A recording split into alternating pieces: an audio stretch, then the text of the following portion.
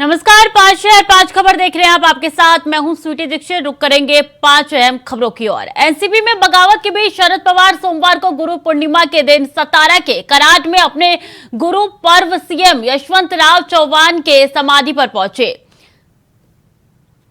और श्रद्धांजलि दी। इस मौके पर पार्टी ने अजीत पवार के साथ गए सभी विधायकों का अयोग्य घोषित करने का प्रस्ताव पास किया। एनसीपी ने अजीत पवार के शपथ समारोह में भाग लेने गए 3 नेताओं को पार्टी से निष्कासित कर दिया। इन 3 नेताओं ने पार्टी के क्षेत्रीय महासचिव शिवाजी राव गर्जे, अकोला शहर जिला अध्यक्ष विजय देशमुख और मुंबई डिवीजन के कार्यकारी अध्यक्ष नरेंद्र राणे शामिल है। सतारा में हुई रैली में शरद पवार ने कहा कि भाजपा देश भर में चुनी हुई सरकारों को गिरा रही है। महाराष्ट्र में भी ऐसा ही हुआ है। महाराष्ट्र की जनता को एकजुट होकर अपनी ताकत दिखानी होगी। महाराष्ट्र में जातिवाद की राजनीति नहीं चलेगी। हमारे कुछ लोग भाजपा का शिकार हो गए हैं।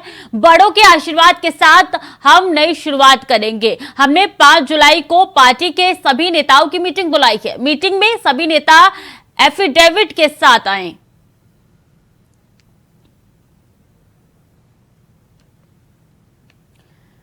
तो बता दें कि अजीत के समर्थक विधायक अयोग्य ठहराए गए हैं और इसी के साथ बता दें कि बगावती सुर जो है वो काफी कुछ बयां कर रही है अपने आप में। और ऐसे में सतारा में रैली निकाली है शरद पवार ने। शक्ति प्रदर्शन उनका यह माना जा रहा है। उन्होंने पूर्व सीएम का आशीर्वाद लिया, अपने गुरु का आशीर्वाद लिया है और आशीर्वाद लेते हुए उन्होंने संबोधन भी दिया। उन्होंने कहा है कि भाजपा जो गैर शासित भाजपा प्रदेश है वहां पे सरकारें गिराने में लगी हुई है और जनता की तरफ से चुनी हुई है सरकारें जिनको ध्वस्त करने में लगातार भारतीय जनता पार्टी लगी हुई है। और ऐसे में अब जनता को एकजुट आना होगा, हमें एकजुट आना होगा और हमें आगे भाजपा की ये कार्रवाई को जो है मुंह तोड़ जवाब देना होगा। तो शपथ में गए 3 नेताओं को पार्टी से निकाला गया है। मामले में एनसीपी प्रमुख शरद पवार ने कई बातें कही है। रविवार का दिन काफी ज्यादा एनसीपी के लिए रोचक दिन था और ऐसे में जो तस्वीरें निकल के सामने आई, सिर्फ 60 मिनट के अंदर सत्ता परिवर्तन हो गया। 60 मिनट के अंदर जहां अजीत पवार नेता प्रतिपक्ष थे और वही 60 मिनट के बाद वो उप मुख्यमंत्री के तौर पर शपथ लेते हुए नजर आए थे। तो अजीत के समर्थक विधायक अयोग्य ठहराए जा चुकी है। 3 नेताओं को पार्टी से निष्कासित कर दिया गया है और इसी के बाद शरद पवार ने साफ तौर पे कहा था कि मेरे साथ पहले नहीं हुआ है, इससे पहले भी 1980 में मेरे साथ ऐसा हो चुका था। मेरे पास उस समय सिर्फ 5 विधायक थे, जिसके बाद से मैंने एक बार फिर से पार्टी को खड़ा किया था। इसी खबर में ज्यादा जानकारी के साथ सीधे न्यूज रूम से सुनील चौहान हमारे साथ लाइव जुड़ चुके हैं। सुनील, अब ये साफ तौर पे शरद पवार ने कह दिया है कि अब भाजपा के खिलाफ एकजुट होना होगा और इसी संदर्भ में देखिए उन्होंने 3 विधायकों को जो कि शपथ में गए थे, 3 नेताओं को अयोग्य ठहरा दिया है, पार्टी से निकाल दिया है। स्वीटी, जिस प्रकार से मैं बता दूं, लगातार जिस प्रकार से देखा जा रहा था, कल एनसीपी के अजित पवार ने डिप्टी सीएम पद की शपथ ली थी। उसके बाद ये देखा जा रहा था महाराष्ट्र की सियासत लगातार गर्माती जा रही थी। मैं आपको बता दूं, कल शपथ लेने के बाद ये देखा जा रहा है, जस्ट प्रेस कॉन्फ्रेंस की है जिसमें से 2 एनसीपी नेताओं को पार्टी से निकाल दिया गया है। कड़ी कार्रवाई करने की बात कही गई है। पार्टी की तरफ से ये कहा गया है कि जो इस प्रकार से काम करेगा उनको बिल्कुल भी जगह नहीं हुई। सुनील तटकरे को प्रदेश अध्यक्ष बनाया गया तो उनको निकाल दिया गया है और पार्टी की तरफ से कहना है कि नई शुरुआत हो चुकी है, इस पर एक काम लिया जा रहा है। प्रफुल्ल पटेल और सुनील तटकरे को पार्टी से निकाल दिया गया है। स्वीटी, ये प्रेस कॉन्फ्रेंस जस्ट अभी हुई है, अपडेट आपको हम बता रहे हैं और ये देखा जा रहा है कि शरद पवार की पार्टी काफी एक्टिव नजर आ रही है। जिस प्रकार से देखा जा रहा था कि कल जिस प्रकार से डिप्टी सीएम बनाए जाने के बाद अजीत पवार को 9 विधायकों की शपथ लेने के बाद सियासत गर्माती जा रही थी, तो अब एनसीपी काफी एक्टिव नजर आ रही है। वो ऐसे काम कर रही है जिससे आगे उनको खामियाजा ना उठाना पड़े। सुनील तटकरे को प्रदेश अध्यक्ष बनाया है प्रफुल्ल पटेल ने, आपको बता दें। स्वीटी जी बिल्कुल। तो देखिए जो रविवार का दिन था वो काफी कुछ बयां कर रहा है अपने आप में महाराष्ट्र की सियासत को लेके, लेकिन अब अजीत पवार ने प्रेस कॉन्फ्रेंस करके ताल भी ठोक दिया। अजीत पवार ने साफ तौर पे कह दिया सुनील कि हम जो है इस सिंबल के लिए लड़ाई लड़ेंगे। जयंत पटेल को भी पार्टी से निकालने कुछ पद देने की बात की जा रही है। प्रेस कॉन्फ्रेंस हो रही है स्वीटी, वो अपडेट जो आ रहा है वो अब तक हम बताते जा रहे हैं कि जयंत को भी पाटिल को पद से हटाने की सूचना दी गई। प्रफुल्ल पटेल का इस प्रकार से कहना है। मैं आपको बता दूं कि कल के बाद ये देखा जा रहा है एनसीपी की तरफ से तमाम तरह के स्टेटमेंट निकल कर आ रहे हैं और महाराष्ट्र की राजनीति में एक बहुत बड़ा फेरबदल देखने को मिल रहा है। कल जिस प्रकार से देखा गया, शिंदे मंत्रिमंडल का विस्तार हुआ, एनसीपी के 9 विधायकों ने शपथ ली और आज ये बताया गया कि गांधी मैदान में सभी को इकट्ठा होना है, जिससे देखा गया था कि अजीत पवार सुबह पहुंचे थे डिप्टी सीएम देवेंद्र फडणवीस के घर पर। उन्होंने कहा कि सभी लोगों को शामिल होना है, लेकिन ये प्रेस कॉन्फ्रेंस जो अभी बिल्कुल चल रही है, जो प्रेस कॉन्फ्रेंस में अपडेट आ रहा है वो आपको बताता जा रहा हूं। हम शिंदे के साथ है। प्रफुल्ल पटेल का कहना है सुनील तटकरे को प्रदेश अध्यक्ष बनाया गया है, प्रफुल्ल पटेल का कहना है। और लगातार मैं आपको बता दूं, शरद पवार ने अगर बात की जाए प्रफुल्ल पटेल की, तो जो अजीत पवार के साथ 8 विधायक गए हैं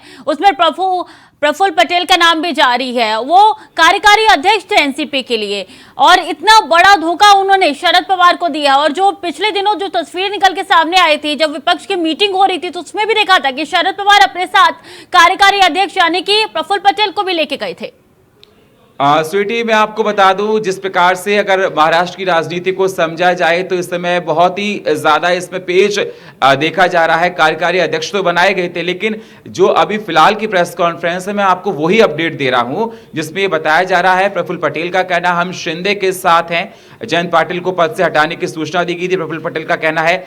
और सुनील तटकरे को और प्रफुल्ल पटेल को शरद पवार ने पार्टी से हटा दिया है। ये बड़ी खबर अभी की है, जो जस्ट अभी आ रही है, प्रेस कॉन्फ्रेंस चल रही है मुंबई में। और आपको बता दी महाराष्ट्र बोला जा रहा है, मराठा में इसको हिंदी में अनुवाद किया जा रहा है। प्रेस कॉन्फ्रेंस क्या कुछ रणनीति बनती है, ये तो देखने वाली बात होगी। बहुत बहुत धन्यवाद सुनील आपका तमाम जानकारियों के लिए। और लोकसभा चुनाव से पहले महाराष्ट्र के बाद अब उत्तर प्रदेश में भी सियासी पारा हाई होने लगा है। देश के सबसे बड़े सूबे उत्तर प्रदेश में भी बड़े सियासी उलटफेर की बात कही जा रही है। भाजपा प्रमुख ओम प्रकाश राजभर के दावे ने राज्य में सियासी हलचल बढ़ा दी है। उन्होंने कहा है कि समाजवादी पार्टी के कई विधायक हमारे संपर्क में है, जो पाला बदलने को तैयार है। भाजपा प्रमुख ओम प्रकाश राजभर ने कहा है कि सपा टूटने के कगार पर है। सपा के बहुत सारे नेता और विधायक हमारे साथ है, वो कभी भी पाला बदलने को तैयार है। कोई मंत्री बनना चाहता है, कोई सांसद, हम उनका पैगाम बीजेपी तक पहुंचाने का काम करेंगे। हालांकि सपा के कितने विधायक उनके संपर्क में और उनके क्या नाम है, इसके बारे में ओपी राजभर ने कुछ भी बताने से साफ इनकार कर दिया है और कहा है कि ये जान लीजिए कि उनके संपर्क में सपा के जो विधायक है वो बड़ी संख्या में है।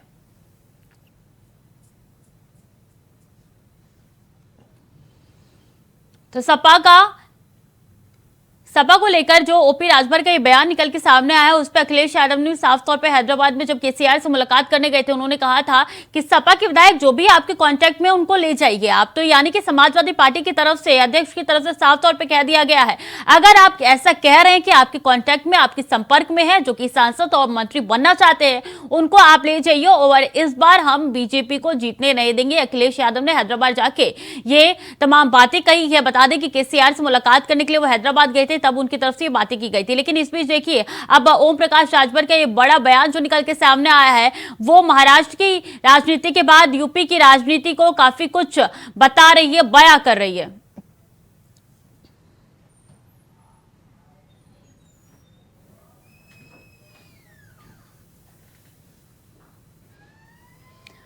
तो इसी खबर पर ज्यादा जानकारी के साथ आशीष वर्मा हमारे साथ सीधे लखनऊ से जुड़ चुके हैं। आशीष, ओम प्रकाश राजभर का ये जो बयान निकल के सामने आया है, क्या कुछ मायने इसके निकाले जाए? जी बिल्कुल, देखिए अगर महाराष्ट्र की राजनीति के बाद अगर देखा जाए तो उत्तर प्रदेश में भी राजनीतिक गलियारे में हलचल की अब देखने को मिल रही है। क्योंकि अभी तक की जो लोकसभा चुनाव को लेकर के जो हम लोगों ने तैयारियां देखी, वो हर ये कहा जा सकता है, चाहे वो समाजवादी पार्टी हो, चाहे वो बहुजन समाज पार्टी हो, चाहे वो भारतीय जनता पार्टी हो, सभी पार्टी अपनी अपनी तैयारी करती दिखाई दे रही थी। अब जिस तरीके से सुहेल जो पार्टी के राष्ट्रीय जो अध्यक्ष है ओम प्रकाश राजभर का जिस तरीके से बयान आया है, ये काफी एक बड़ा बयान कहा जा सकता है कि समाजवादी पार्टी के नेता जिस तरीके से ओम प्रकाश राजभर ने कहा है कि समाजवादी पार्टी के वो तमाम विधायक और नेता जो उनके संपर्क में है, यानी कि संपर्क में है। क्योंकि देखिए कि 24 का चुनाव है और 24 के चुनाव को लेकर के जिस तरीके से सभी राजनीतिक दल की जो पार्टियां हैं जो तैयारियां कर रही थी, उन तैयारियों से अब ये बिल्कुल साफ हो चुका है कि ओम प्रकाश राजभर के इस बयान से, जिस तरीके से उन्होंने बयान दिया है कि समाजवादी पार्टी के कई ऐसे जो नेता और जो सांसद है वो भी उनके संपर्क में, वो समाजवादी हो सकते हैं। लेकिन अभी ये चीजें साफ नहीं की है कि कौन कौन नेता है, क्या कौन कौन सांसद है, कितने लोग हैं, ये अभी ओम प्रकाश राजभर ने साफ नहीं किया है। क्योंकि 24 के चुनाव के मद्देनजर देखा जाए तो समाजवादी पार्टी को अगर वाकई में ओम प्रकाश राजभर के संपर्क में समाजवादी पार्टी के मंत्री या सांसद अगर संपर्क में होंगे तो जाहिर सी बात है 24 के चुनाव में समाजवादी पार्टी को काफी बड़ा झटका लग सकता है। फिलहाल अब देखना यही होगा कि 24 के चुनाव में किस तरीके की राजनीति में बदलाव देखने को मिल सकते हैं और किस पार्टी से शुरू करके किस पार्टी में जाता है ये देखने को मिल सकता है। ये देखने वाली बात होगी। जी बिल्कुल, ओम प्रकाश राजभर का जो बयान निकल के सामने आ रहा है वो काफी कुछ अपने आप में बयां कर रहा है। लेकिन इस बीच जब हैदराबाद पहुंचे हैं अखिलेश यादव, तो उनसे जब पूछा गया ओम प्रकाश राजभर के बयान को लेकर, तो आशीष उन्होंने साफ तौर पे कहा है कि जो भी आपके संपर्क में विधायक है या सांसद है उनको आप ले जाइए।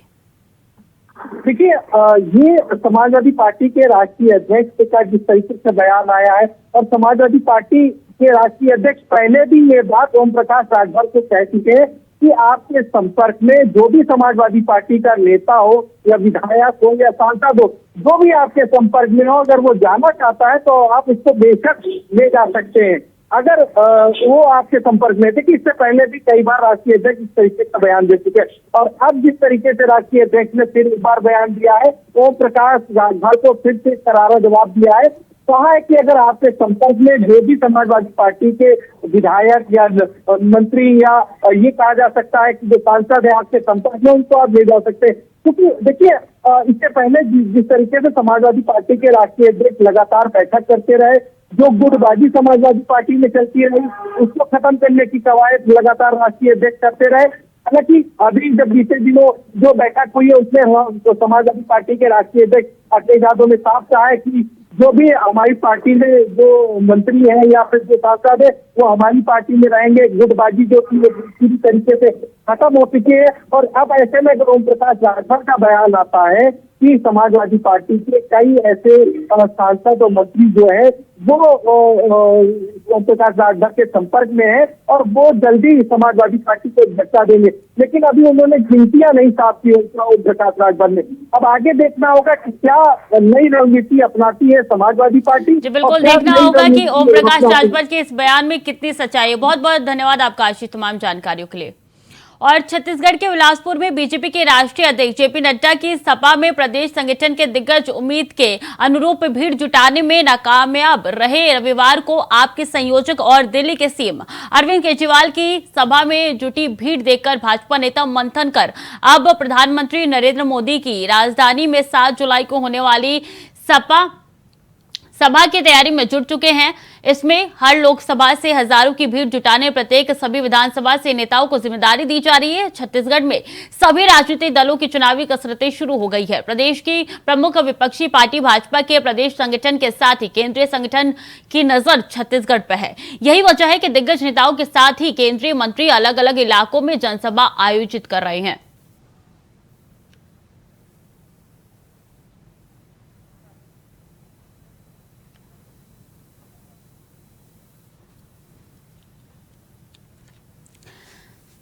तो 7 जुलाई को पीएम नरेंद्र मोदी आ रहे हैं, इसको लेकर तैयारी शुरू हो चुकी है। इससे पहले भी जेपी नड्डा का दौरा रह चुका है और इससे पहले भी तमाम केंद्रीय मंत्री जो है छत्तीसगढ़ में आ रहे हैं, सभा कर रहे हैं, जनसभा कर रहे हैं, संबोधित कर रहे हैं। और इसी संदर्भ में देखिए 7 जुलाई को भी देश के मुखिया आने वाले हैं छत्तीसगढ़ में। और इससे पहले भी हमने देखा था किस तरीके से दिल्ली के सीएम और पंजाब के सीएम भी यहाँ पे पहुंच के जनसभाएं उनके द्वारा की गई है। और अब जो है अब कवायद शुरू हो चुकी है पीएम मोदी की तैयारी को लेकर।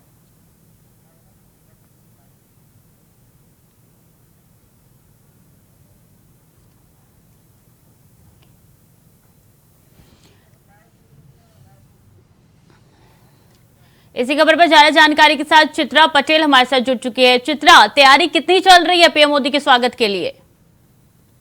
छत्तीसगढ़ में 7 जुलाई को प्रधानमंत्री नरेंद्र मोदी का आना तय है और इसको लेकर जो है तैयारी जोरों से चल रही है। राजधानी रायपुर के सांस्कृतिक मैदान में यह कार्यक्रम होने जा रहा है और इसकी तैयारी को लेकर जो है 300 कर्मचारियों वो जो है ड्यूटी पर लगाई गई है और भारतीय जनता पार्टी इसकी तैयारी को लेकर लगातार रोज बैठकें कर रही है। और इसको देखें तो भाजपा का दावा है कि करीबन 2 लाख का जो है जनसंख्या इस कार्यक्रम में शामिल होने की दावा किया जा रहा है। प्रधानमंत्री नरेंद्र मोदी के आगमन पर जो है कई कार्यक्रम होना है और जो स्टॉल है उस जगह पर स्टॉल लगाया जाएगा। प्रधानमंत्री के केंद्रीय सरकार की योजनाओं को लेकर जो है स्टॉल लगाया जाए, उसकी तैयारी जोरों से चल रही है।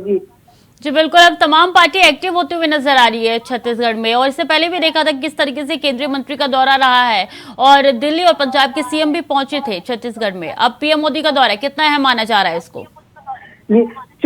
बोले तो छत्तीसगढ़ में विधानसभा चुनाव जो है उसके लिए 3 महीना बचा हुआ है। उसको देखते हुए प्रधानमंत्री नरेंद्र मोदी का छत्तीसगढ़ आना जो है चुनावी तरीके से लोगों को देखा जाए, विपक्ष पार्टी इसको चुनावी रूप से देख रही है। वहीं पर कहें तो केंद्र सरकार जो है वहां पर 2 कार्यक्रम होने की बात कही जा रही है जिसके तहत जो है प्रधानमंत्री का आगमन हो रहा है। लेकिन विपक्ष पार्टी का कहना है कि कांग्रेस पार्टी जो सत्ता पार्टी छत्तीसगढ़ में, उनका कहना है कि राजनीतिक है, क्योंकि यहाँ पर जो प्रधानमंत्री पहले भी क्यों नहीं अगर आना था, तो चुनावी के जैसे ही पास हो रहा है वैसे ही प्रधानमंत्री लगातार केंद्रीय मंत्री जो है छत्तीसगढ़ आगमन हो रहा है और चुनावी रूप में जो है लोगों जनता को जो है संबोधित कर रहे हैं। केंद्र सरकार के 9 साल की योजनाओं को जो है गिना रहे हैं। स्वयं प्रधानमंत्री अपने 9 साल के उपलब्धियों को जो है यहाँ पे स्टॉल लगाया जाएगा। जैसे कि भारतीय जनता पार्टी का कहना है कि वहाँ पर जो है तैयारी जोरों से चल रही है। लगातार जो है भारतीय जनता पार्टी के नेता इस कार्यस्थल को निरीक्षण करने के लिए पहुंचे हैं कि प्रधानमंत्री के आगमन को लेकर कोई किसी तरह की कोई कमी ना होगी। सुरक्षा की दृष्टि को देखें तो पुलिस की जो है तमाम व्यवस्था की जा रही है। उसमें आईजीएसपी तमाम सुरक्षा के कर्मचारी भी लगे हुए हैं। उसे कहा जा रहा है कि हलचल है भारतीय जनता पार्टी में कि अमित शाह का भी आगमन होने का हलचल चल रही है। हालांकि काफी अहम ये दौरा माना जा रहा है। छत्तीसगढ़ में पहुंचेंगे देश के मुखिया। 7 जुलाई का वो दिन है जब छत्तीसगढ़ दौरे पर रहेंगे प्रधानमंत्री नरेंद्र मोदी। बहुत बहुत धन्यवाद आपका चित्र तमाम जानकारी के लिए। और सहारनपुर में हिंदू से मुस्लिम बनाने वाले गिरोह के 3 लोगों को पुलिस ने गिरफ्तार किया है। हालांकि धर्मांतरण कराने वाली महिला पुलिस की पकड़ से अभी भी बाहर है। आपको बता दें कि जन्नत हुरे और पैसे का लालच देकर हिंदू युवक का मुस्लिम धर्म में धर्मांतरण कराया जा रहा था।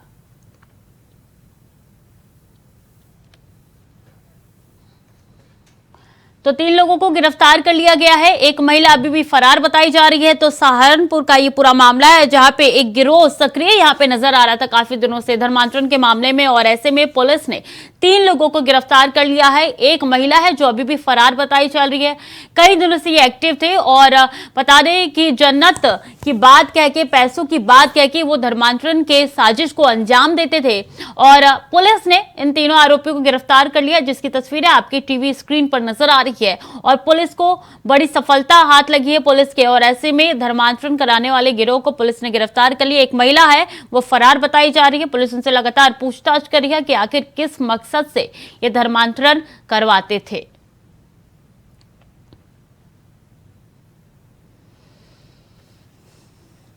तो अब सहारनपुर की ये घटना बताई जा रही है जहां लगातार ये गिरोह जो था वो एक्टिव नजर आ रहा था और पुलिस ने इनको गिरफ्तार कर लिया है। बता दें कि पुलिस की कामयाबी देखने को मिली है यहाँ पे, और एक महिला अभी भी पकड़ से बाहर है जिसको पुलिस द्वारा लगातार तलाशा जा रहा है। और पुलिस ने ये गिरफ्तारी की है 3 लोगों की, जिसकी तस्वीरें आपके साथ साझा कर रहे हैं।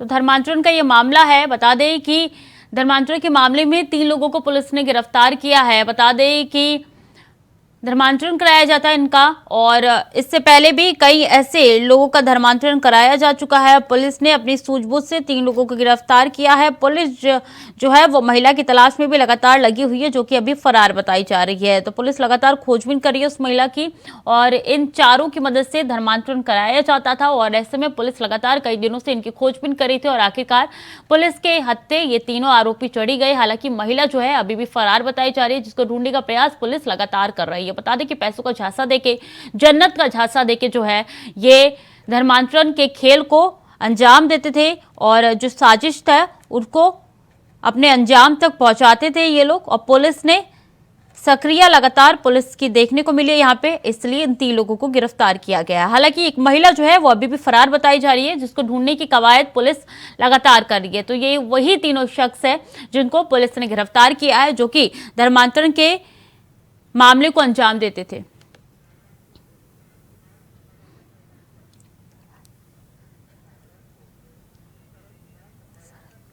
इसी खबर पर ज्यादा जानकारी के साथ सीधे सहारनपुर से शरद हमारे साथ फोन लाइन पे जुड़ चुके हैं। शरद, कब गिरफ्तारी हुई? पुलिस कितने दिनों से इनको ढूंढ रही थी? क्या कुछ जानकारी?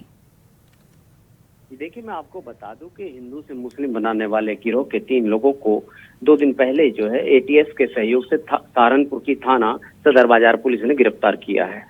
आपको बता दो कि एक महिला इस गिरोह में शामिल है, जो युवकों को जो है अपने झांसे में अश्लील बातें करके जो है अपने झांसे में लेती थी और धर्मांतरण करने का जो है पूरा का पूरा ब्रेन वॉश करने का काम महिला को सौंपा गया था।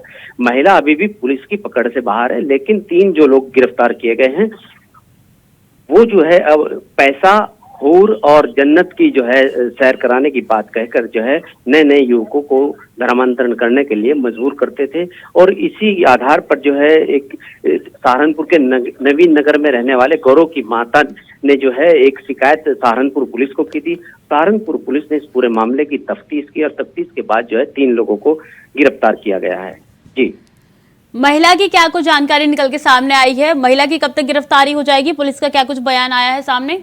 देखिए, एसएसपी सहारनपुर का कहना है कि महिला को भी जल्दी गिरफ्तार कर लिया जाएगा, जबकि महिला के जो 3 सहयोगी हैं नाजिम, सादिक और अजहर, तीनों को जो है गिरफ्तार करके जेल भेजा जा चुका है। और ये भी इस गिरोह के में और कितने लोग शामिल हैं उन पर भी जो है कड़ी नजर रखी जा रही है और उनकी जांच की जा रही है, ताकि ये भी पता लगाया जा सके कि सहारनपुर में इन लोगों के द्वारा किन लोगों को धर्मांतरण कराया गया है। जी बिल्कुल शरद, बहुत बहुत शुक्रिया आपका तमाम जानकारियों के लिए। और गुरुग्राम में G20 ग्रुप की अध्यक्षता में जारी कार्यक्रमों की श्रृंखला के तहत 3 और 4 जुलाई को गुरुग्राम के सेक्टर 58 स्थित ग्रैंड हयात होटल में G20 शिखर बैठक का आयोजन होगा। आपको बता दें कि इस कार्यक्रम का शुभारंभ केंद्रीय मंत्री सोम प्रकाश करेंगे। साथ ही हरियाणा की संस्कृति विकास यात्रा पर इस कार्यक्रम की ब्रांडिंग की जाएगी और G20 शिखर बैठक में आए मेहमानों का हरियाणा के ओरोन कन्वेंशन सेंटर में डिनर का आयोजन किया गया है। इस G20 की बैठक को सफल बनाने के लिए सारी पुख्ता तैयारियां की जा चुकी है।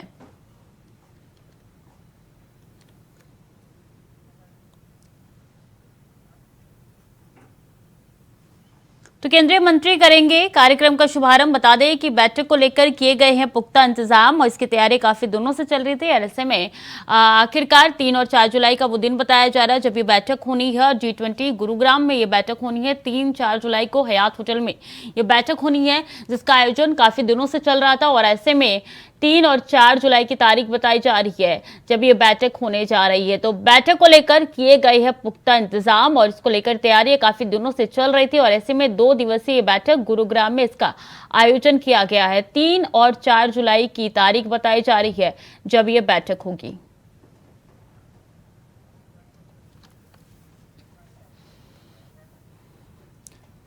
तो फिलहाल के लिए 5 शहर 5 खबर में इतना ही। खबरें लगातार जारी है, देखते रहिए इंडिया वॉइस।